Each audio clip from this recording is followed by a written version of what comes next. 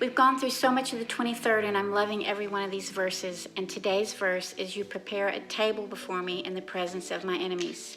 But we're just looking at the first part where he prepares a table. Do you like to go to a wedding or other feast where the table's prepared for you and there's a place card, the table's beautifully set, there's a setting of plateware and dinnerware and decor, and you have a chair especially for you? I love all of that, and on any particular occasion, when it feels like a fancy affair and you're the invited guest, you know that the host has taken great care to secure a place for you at the table, and all of the food is taken care of. Weddings are an example of this. It makes you feel so special to arrive and know that you won't be left out at the table and that you will leave completely full and satisfied. But we don't live at weddings. We live at home, where we have to prepare the daily table. We have to clean it. We have to think about what we're going to eat. People come and grab a plate. We scold them if they scowl.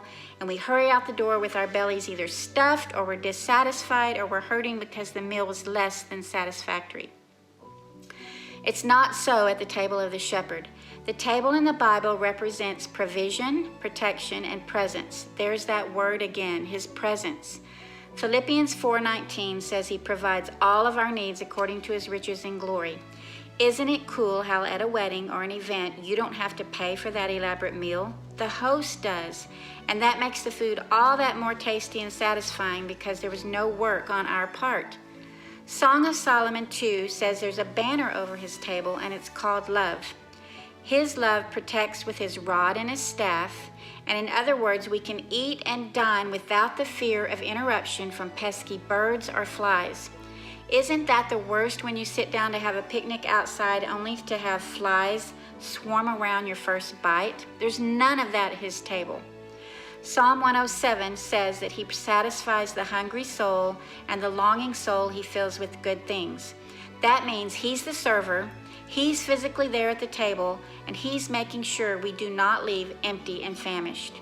One of the joys of eating at a wedding or a restaurant is having someone else fill our cup, instead of being the one in the kitchen filling the pitchers, making sure everyone has enough, while our feet hurt from hours of preparation. It's one of the joys of vacation to dine out, be waited on, served, filled, and taken care of, but it's expensive when we have to pay for it ourselves. At God's table, it's heaped up with blessings that he has prepared. On the flip side, there's nothing more embarrassing than arriving at a party where we're invited, only to find out we don't have a place card with our name on it. There's been no preparation for the food, and our RSVP was lost in the mail. Or worst yet, the host doesn't even know who we are, and we're forgotten. That never happens at the table of the shepherd. Remember that staff? He counts all the sheep one by one before he sets the table, and if one is lost, he finds them before dinner. The verse says he prepares a table before me, and I love that wording because this means he is providing, he's preparing, he's there, he's present. He's not a hidden chef in the kitchen spitting in my food before I eat. His hands are wide open in full vision while we watch, and it's so important to document, note, and mark the table of God as we eat from it throughout our lives. If we receive a job promotion, that's his bounty. If our kids are healed from a nasty virus, that's protection. You might say, well, what if I lose my job or my child never recovers? That's got to be one of the times when instead of sitting alone at the table in our individual seat, we're then called to sit on his lap and be held until the full understanding comes into view.